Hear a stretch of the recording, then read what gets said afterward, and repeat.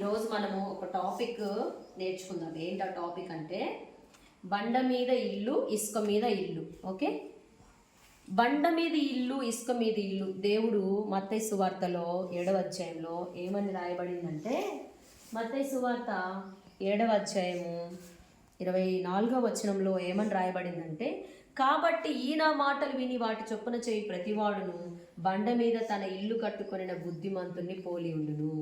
అర్థమైందా? అంటే దేవుడు ఏదైతే అది చెప్తున్నాడో, దేవుడు ఏది చెప్తున్నాడో దాని ప్రకారం చేస్తే వాళ్ళు ఇదిగో ఈ బండ మీద అబద్ధాలు ఆడొద్దంటే అబద్ధాలు ఆడకూడదు, దొంగతనాలు చేయొద్దంటే దొంగతనాలు చేయకూడదు. అలాగా దేవుడు ఏది చెప్తే, సండే స్కూల్కి రావాలి, మంచిగా దేవుళ్ళు ఎదగాలి, స్కూల్లో మంచిగా చదువుకోవాలి, ఇలాగా ప్రతిదీ దేవుడు చెప్పిందంతా అల్లరి చేయకూడదు, టీవీ చూడకూడదు, డ్యాన్సులు వేయకూడదు, ఇట్లాగా కొన్ని కొన్ని మనకు రూల్స్ ఉన్నాయన్నమాట. ఆ రూల్స్ ప్రకారం మనము చేసుకుంటా వెళ్తే ఒకరోజు దేవుడు చెప్పింది చెప్పినట్టుగా మనం చేస్తే ఇదిగో ఇలా వర్షం కురిసినా కూడా, ఇదిగో వర్షం కురిసినా కూడా, వర్షం కురుస్తుంది. ఎంత వర్షం కురిసినా కూడా కదులుతుందా ఇల్లు? ఎంత వర్షం కురిసినా కూడా ఈ ఇల్లు కదలట్లేదు అనమాట. అయితే ఇది అంటే సమస్యలు వచ్చినా కూడా, ఎన్ని ఇబ్బందులు వచ్చినా కూడా ఈ ఇల్లు అలాగే ఉంటుంది. అయితే ఇసుక మీద ఇల్లు గురించి మనం చూస్తే, ఇసుక మీద ఇల్లు కట్టుకుంటే దేవుడు చెప్పింది, దేవుడు చర్చిలు అట్లే చెప్తుంటారులే, అక్కలు అట్లే చెప్తుంటారులే అని చెప్పేసి ఆ మాటలు వినరనమాట. అలాంటి వాళ్ళు ఎలా ఉంటారంటే, ఇదిగో ఇసుక మీద, ఇదిగో ఇసుక చూడు, పునాది ఏమవుతుంది చూడు, ఇసుక అంతా చూడు ఏమవుతుంది, అదిగో అదిగో చూడు ఏమవుతుంది. ఆ ఇంటి మీద వర్షము పడుతుందా?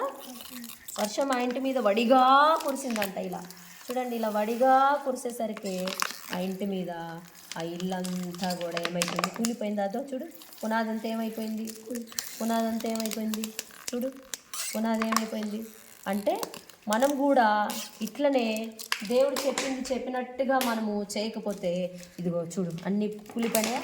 ఇంక ఇలాగా వర్షం పడతా ఉంటే ఇంకా అది కూలిపోతూనే ఉంటుంది అనమాట. ఇలా వర్షం పడి వరద వచ్చి మొత్తం ఆ ఇంటి మీద ఇలా వర్షము జోరుగా వర్షం కురుస్తూ ఉంటుంటే అది మొత్తం కూలిపోతుంది. అంటే అబద్ధం ఆడొద్దు అని చెప్తే అబద్ధం ఆడొద్దు, దొంగతనాలు చేయొద్దంటే చేయొద్దు. మనం ఏదైనా సరే చూడు, మళ్ళీ చూడు వర్షము ఇలాగా దాని మీద కురుస్తూ ఉంటే చూడు, అసలు పునాది ఏమన్నా ఉందా?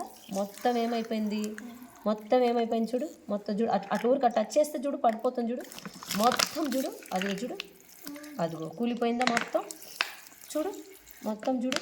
అదే చూడు, దీని మీద ఊరికి అట్లా టచ్ చేసినా చూడు ఎంత గట్టిగా ఉందో చూడు. టచ్ చేసినానా నేను, వర్షం ద్వారా టచ్ చేపించి ఎంత టచ్ చేసినా చూడు అస్సలు అది కూలిపోలేదు. కానీ ఇది మాత్రం చూడు మొత్తం కూలిపోయిందా, మునిగిపోయిందా చూడు, వాటర్లో మునిగిపోయినాయా? అట్లుంటుంది మన జీవితం కూడా.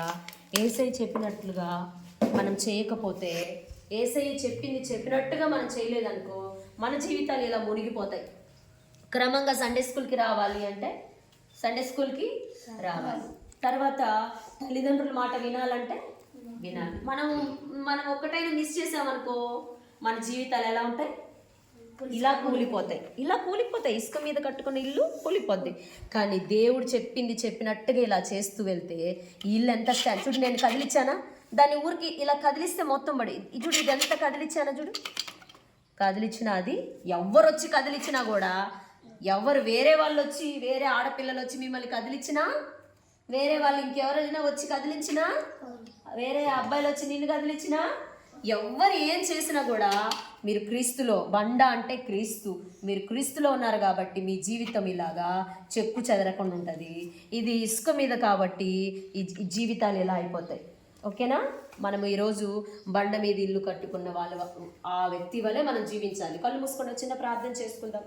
పరిశుద్ధుడమైన తండ్రి, జీవం కలిగిన గొప్ప దేవా, శక్తిమంతుడా, మీకు వందనాలు చెల్లిస్తున్నాం ప్రభువా. మా పిల్లలు మేమందరము కూడా బండ మీద కట్టుకున్న ఆ బుద్ధిమంతుని లాగా మేము ఉండాలి. వర్షం వచ్చినా ఏమొచ్చినా సరే ఇల్లు కూలిపోకుండా ఈ ఇల్లు ఉంది ప్రభువా. కానీ ఇల్లు ఇసుక మీద కట్టబడింది కాబట్టి కూలిపోయింది. అలా ఎవరు కూలిపోయేటట్లుగా, జీవితాలు పతనం చేసుకునేటట్లుగా ఉండకుండా మీరు చెప్పినట్టుగా చేస్తూ మీలో జీవించే కృపను దయచేయండి. యేసు నామమున ప్రార్థించి పొంది ఉన్నాము తండ్రి, ఆమేన్.